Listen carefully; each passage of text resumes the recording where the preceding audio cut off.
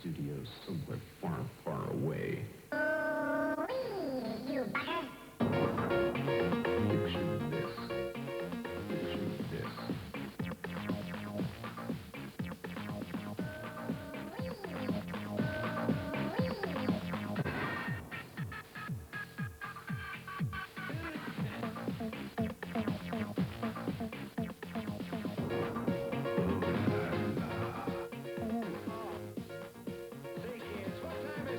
It's time for the very Whitehouse experience.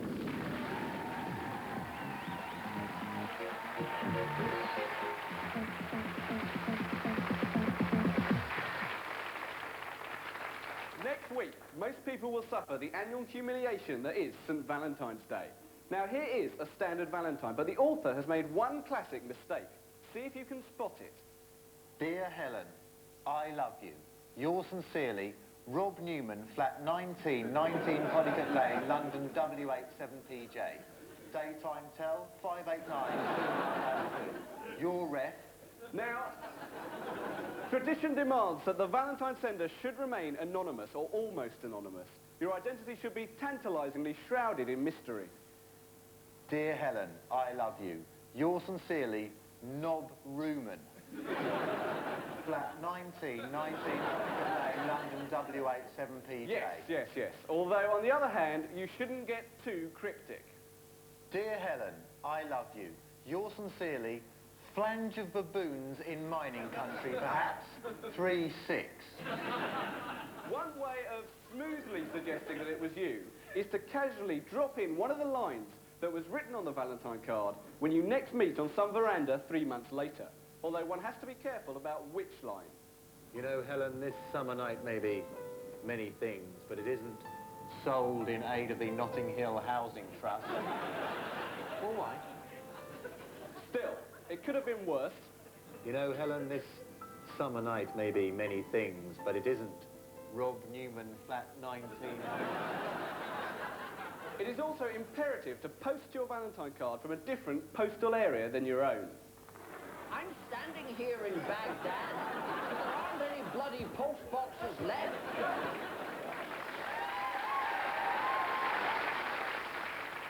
One of the worst aspects of Valentine's Day are the messages that crop up in the tabloids and local press. Poodles, you're my dimply pimply squiddly idly, Mr. Toasty. Rolo, huge hugs and smackaroonies, your fun bundle, JJ. Mark, piss off.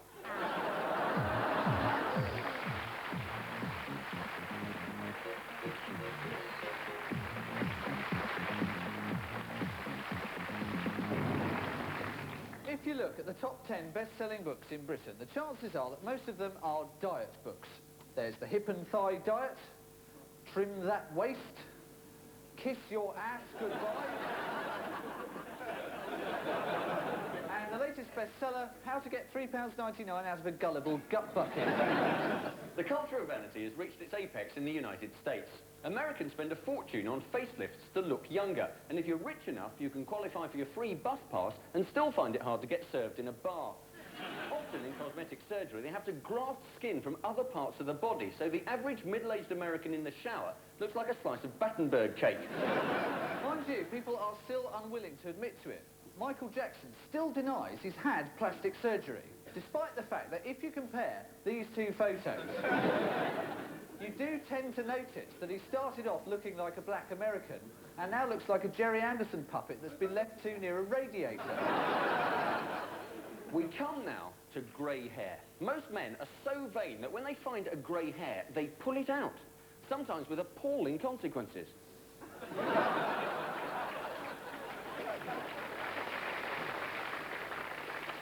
Now, even worse is baldness, but there is a solution to baldness, and the solution is, at some time when you're in your teens or 20s, have all your own hair cut off and have it made into a wig. At that age, it'll grow back. Then, when you hit 50 and go bald, you just put it on and you can truthfully say, it's my own hair. The only snag with this is that your hairstyle will be stuck permanently where it was when you cut your hair off. So people going bald now will probably have had their hair cut off sometime in the early 70s.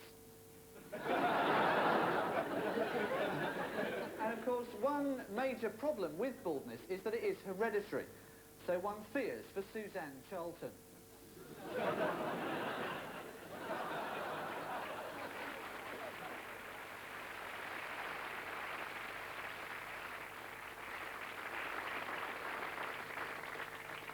Now, Crime Stoppers is looking for a dangerous criminal wanted in connection with a series of very violent crimes. The man in his late 20s has a moustache and very long hair. He also wears glasses and a black bomber jacket style bomber jacket. He is known in the underworld as No Trousers Jackson. He is not a master of disguise. Keep out of his way, as he is known to carry a gun, which...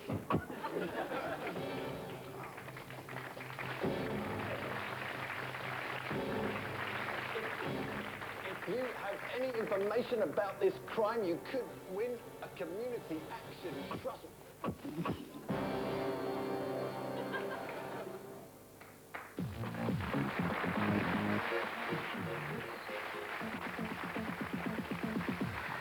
Often, when I'm talking to someone I don't know, I mean to say one thing, and what actually comes out is something else altogether. Like when I met Bob Champion, I wasn't sure whether to call him Mr. Champion or just plain Bob, got a bit nervous, a bit flustered, and ended up calling him Mr. Cancer. Conversation with someone you don't know very well is very difficult, particularly ending one. Well, of course, it's built for the car, isn't it? You know, we only have a single garage, unfortunately, but there are houses in Hitchin with double garages. Oh, yes, absolutely. I mean, many times we've thought of extending, but in fact we decided to have some stone instead. You know, all local stone looks marvellous, you know, reds and greys and greens, but you want to try and keep up the character of Hitchin, don't you? Yes. Well, of course, it used to be a very historic town, you know. It used to be a... I think it was called in those days, and we still have a legacy from some of those periods. Marvellous market on Wednesday afternoons. You can get quite a few pence off supermarkets. Another problem is that in these conversations you become hyper-aware of your facial expression while you're listening. And this becomes particularly difficult as you have to keep changing expression to maintain the pretense of interest. Well, it was a wife's sister, actually. She said, why not move from Hitchin? You know, it's not what it was. I said, move from Hitchin. I the very thought of it. I just couldn't envisage that happening, really. No, anywhere else feels like a draw to me. We did once take a caravan holiday down to Hatfield. I don't know quite where you are in that particular part. It's a terrible business, really. I lost the wheel in North Midlands. I feel terrible. Interestingly, it's a historical fact that despite everything else, the Elephant Man, John Merrick, had a set of perfectly formed genitals. Unfortunately, they were on his head. Then, there are those people who insist on saying what they think others are about to say before they've said it. Hello, Timmy. How's things? Fine, thanks, Johnny. This is a lovely bit of lettuce. Yum, yum, yum. I think the reason that people do this is because they have a neurotic fear of what might otherwise be said. Hello, Timmy. How's things? Fine, thanks. You're a bit sad now that all you do is voiceovers for Winlot adverts.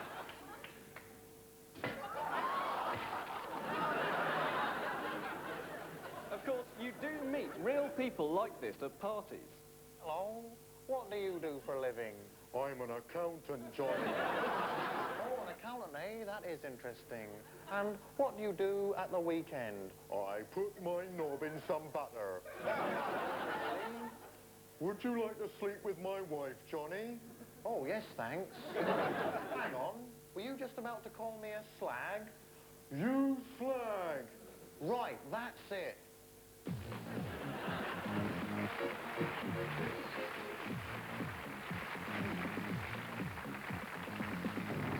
The most important thing about exams is to find out when they are, as this enables you to work out which of your friends have exams that finish after yours do, so you can invite them to parties that they can't go to because they're still revising. Beware, however, that some of them may still turn up and revise at the party.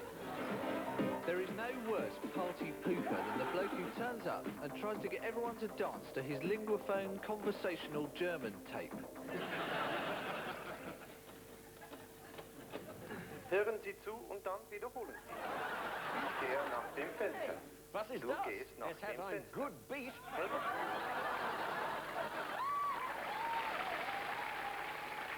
Do not be swayed by the great myths about exams. Everyone has heard the apocryphal stories. Yeah, it was absolutely amazing. It was absolutely incredible, because he went in, right, and the question was, is this a question?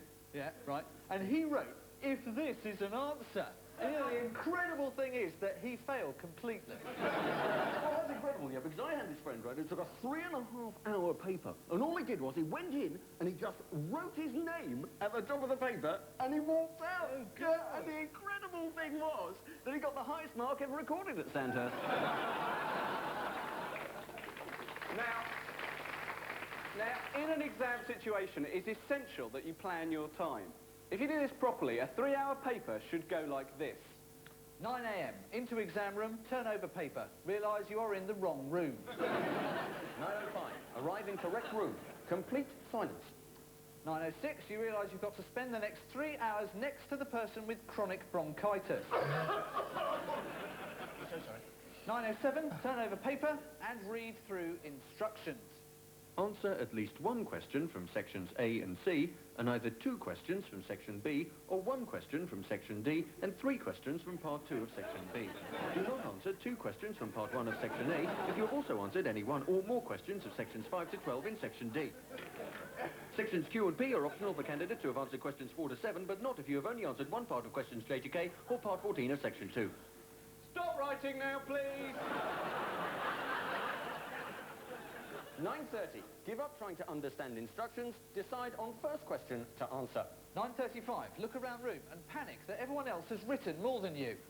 9:40. Start planning first essay. 9:41. Start writing first essay. 9:45. Someone farts and everybody starts giggling. 10 o'clock. 200 digital watches make horrid beeping noises. 10:05. The hardest person in the class walks out early. 10:06. The hardest person in the class is pushed back in again by his mum. Twisting the question. This involves turning a question on something you haven't revised into something you have revised. For example, with the question, write a character study of Hamlet which shows his indecision, examiners are used to receiving answers like this. In order to fully explore the character and indecision of Hamlet, it is first necessary to consider that had Hamlet been Scottish, his situation would have been very similar to that of Macbeth.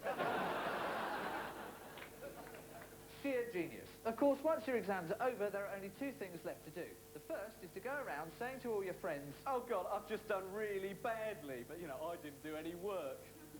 And the next thing is to go through the paper with your friends, only to discover, oh God, I have done really badly. Oh, I did loads of work as well.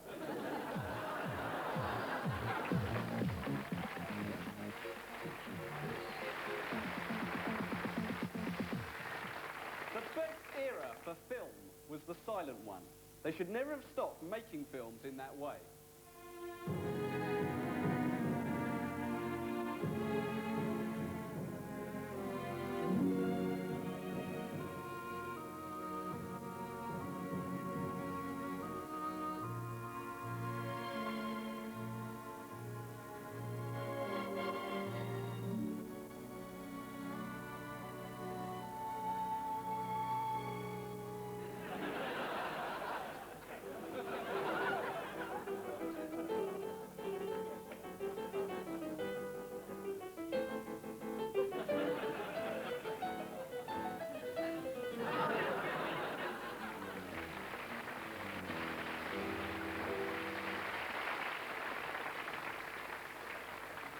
Most porn films are made in German or Dutch in 1973 and are then dubbed by very bad non-equity members going, hey, you're a tasty chick, or say, this is an office lunch break with a difference.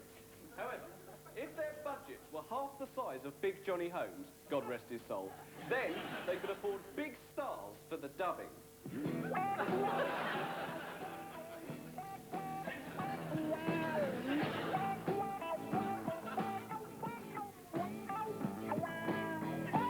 Say, Mrs. Robinson, this is an office lunch break with a difference.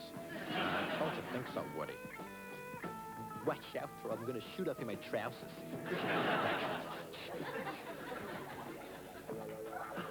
And it's hello from me. Hey, sexy lady, how about I help you out down there? I don't love your tits, baby. Oh, do you, Johnny? There is, of course, one other great film style of the past that should have been hung on to. Qantas never crashed. Qantas never crashed. Definitely never crashed, yeah. Oh, Mr. Babbitt, you've never met your brother, but, well, tell him yourself, Raymond. Tell me yourself, Raymond. Yeah, definitely tell me yourself.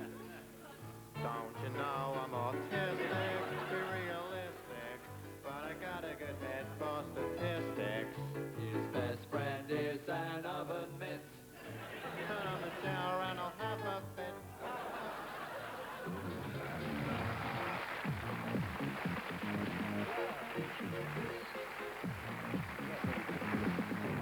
John and Norma Major have obviously got a great relationship going there. I mean, he lives at number 10 and she lives in Huntingdon. But I felt Maggie was more sexually motivated. I mean, that's why Dennis looks like he does, despite the fact that he's only 26 years old. The reason that couples are always arguing is that you lose interest in having sex with each other after about 2 days, and then there's nowhere to go. It is a statistical fact that couples argue more about where to go of an evening than about anything else, and each member of the couple will always refuse to make the decision. Now, thankfully, not all decisions about where to go are made in this way.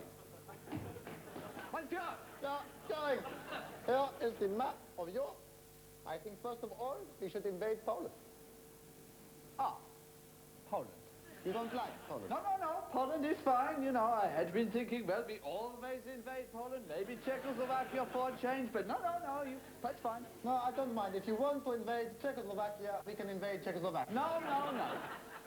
Look, going, I'd rather invade Czechoslovakia myself now, because I know if we go to Poland, you're just going to be miserable the whole time. One thing I've noticed about long-term relationships is that as time goes on, you become less and less inhibited in each other's physical presence. It's probably just as well this doesn't happen earlier on in relationships. Hello, yeah, Donna, that's right, it's Dave, yeah. I met you the other day. I just wondered if you wanted to come round to my place and, like, clean your teeth while I have a dump.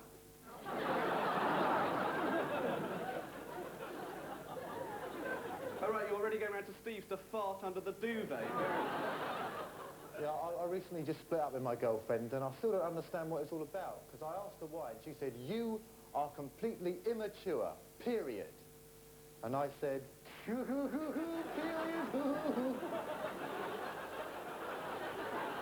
The best representation in our culture of the long-term relationship is, of course, Simon Bates' Our Tune, which is presently under threat of being axed. So I'd like everyone watching to write to Radio 1 and say how much they like it, because it does cheer me up every day to hear a laughable catalogue of personal disaster. I particularly like the ones about a woman. Let's just call her Linda. And Linda has a baby, and yeah, the baby was very ill, and yeah, 6 months later it died, and then on the way to the funeral, the hearse crashed and all her relatives died. And then Linda thought nothing else could go wrong, but then her boyfriend got cervical cancer, and then there was a minor nuclear accident underneath her settee. But one thing has kept Linda going throughout all this, and that's Shut Up in Your Face by Joe Dolce. The big advert against long-term relationships has got to be your present generation of 45 to 60-year-old parents. People who went on to be parents in the 1970s seem to have had their own wedding ceremony. Do you, Victor Charles Norton, take this woman to be your lawful wedded wife? I do. And do you promise after 4 or 5 years to stop having sex with her? And then build up a large collection of pornography in your bedroom drawer? And you promise to make a last-ditch attempt to revive it all in 1973 by taking a series of Polaroids of each other naked. Polaroids so ghastly they are turned down by Fiesta readers' wives. I do. And do you, a Maureen Margaret Corbier, promise to buy some padded Tyrolean slacks and to wear them all the time?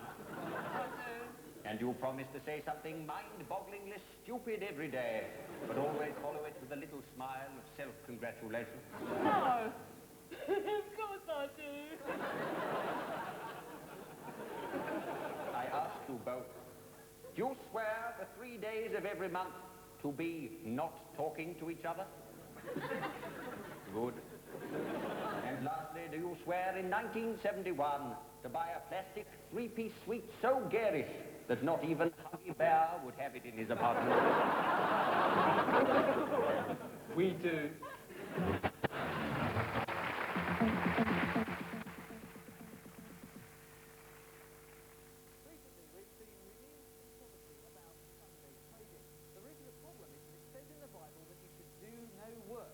Sunday.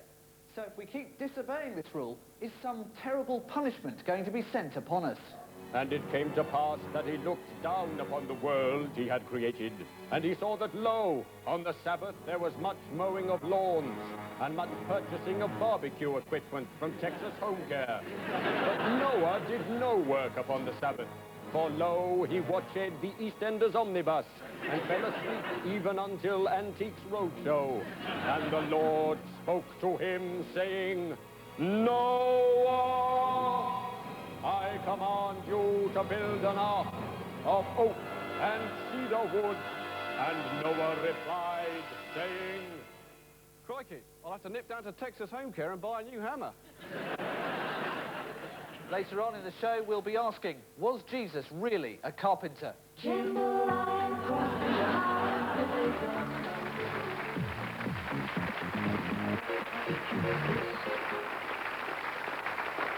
Throughout this series, we have had complaints about swearing. So from now on, we will employ specific code words. So when we say chuff or chuffing, we mean the F word. And for the C word, we will use the phrase Henry Kelly. Although this may lead to some confusion in, for example, the sentence, Henry Kelly, what a Henry Kelly? Of course, normally, swearing is covered in broadcasting by the beep. But I think eventually this just begs the question, you know, what is Roadrunner actually saying? There is, however, the word that is worse than any of these. All right, hi, I'm Terry Christian. All right, great. Stop a nonsense, stop a nonsense. Bollocks, stop it.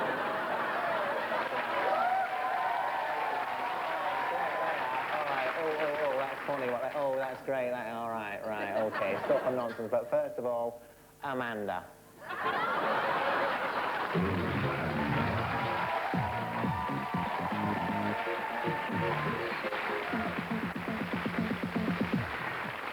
There are a number of things about the Gulf War that have been left unsaid. First of all, the Allies are employing carpet bombing. So that's Allied carpet bombing. Hundreds of Iraqi missile sites must go.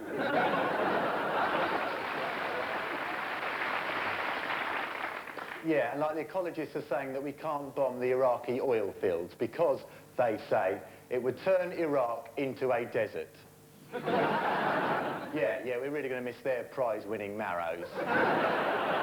But thankfully, it looks like Iraq's going to lose, you know, which is good, because if they won and took over here, you know, people would be forced to adapt to the Iraqi way of life.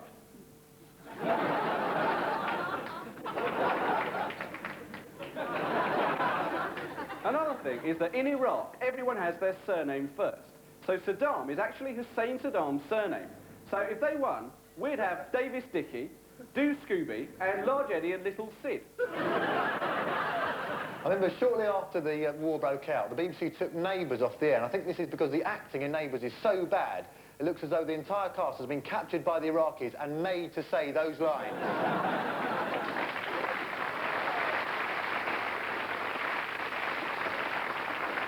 And then, of course, they took off Dad's Army. Now, a lot of people couldn't understand this, but what they don't realise is that some episodes of Dad's Army can be construed as relevant to what has happened in the Gulf. Now, look here, Wilson, you listen to me. I don't care what the Verger says. I think we should invade Kuwait. Awfully sure that's wise. Of course, Dad's Army is back on now, but we think not only should it be on, it should be an integral part of the coverage. Over now, live to the Pentagon briefing room for a quick report from Captain Stormin Mannering. Now, simmer down, everybody. Simmer down. If you look at this screen, you will see film of an attack on an Iraqi missile launcher. This box here in the top right-hand corner is Corporal Jones, who will move towards the target shouting, "They don't like it up 'em." He will then destroy the target using a hand-operated, radar-guided, highly explosive smart bomb, which was knitted by Godfrey's sister Dolly.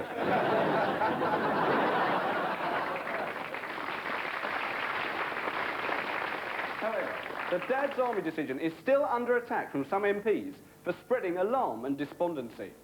Hello, well on tonight's Newsnight we are joined by George Harvey, Professor of Strategic Studies at Sheffield University, Mr Andrew Sharrock, founder and so far sole member of Sun Journalists for Disarmament, and Private Fraser. The refinery is leaking, oil spilling everywhere. Hundreds of cormorants doomed. Well, thank you, Mr Sharrock. Now, what do you think, Private Fraser?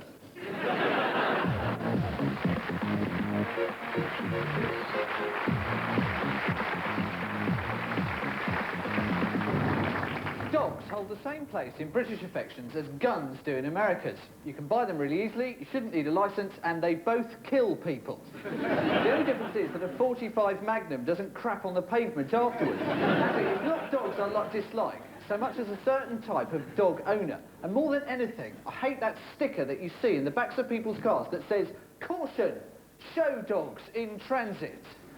As if you're going to say, damn, I was deliberately going to ram into the back of that car. But I don't think I'll bother now because they've got show dogs in transit. And you know what show dogs are? Those horrible coiffured pooches that ponce up and down at Crufts. What I really hope is that when those Crufts dogs go down the park, the other dogs, instead of sniffing round their arse, just beat them up. Because they deserve it. I mean, suppose all dogs behave like that. Come on, boy, there's 2 climbers lost in this snowdrift, so have a blow-dry and then jump onto this box. The only car sticker even more aggravating than show dogs in transit is the one that says, "Caution, I slow down for horses." What choice have you got if a horse walks in front of your car? It's like saying, "Caution, I slow down when I reach the back wall of my garage." Now, we can't go much further here without mentioning Rottweilers. These are becoming more and more popular with all social groups. This photo was taken at Ascot in 1980, and coincidentally no one has seen Shergar since.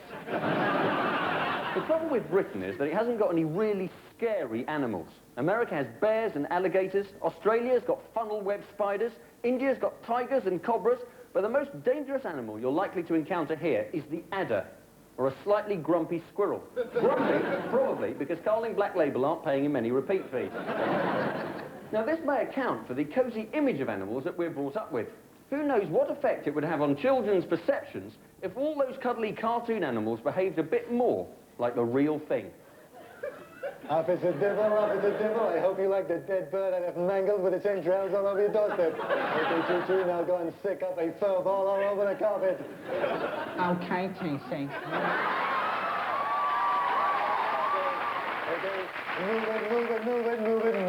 Move it. Top cat, I've told you not to use the police phone after licking your own genitals.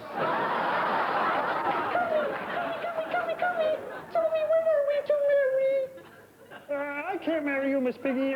You see, I fertilize externally, and, well, I just dribble all over your back.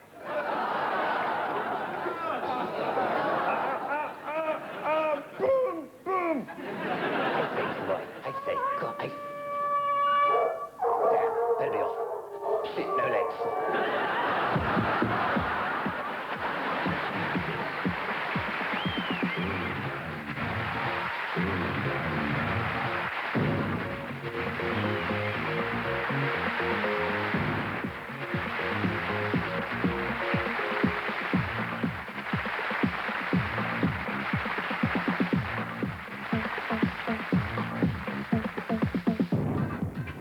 Ooh.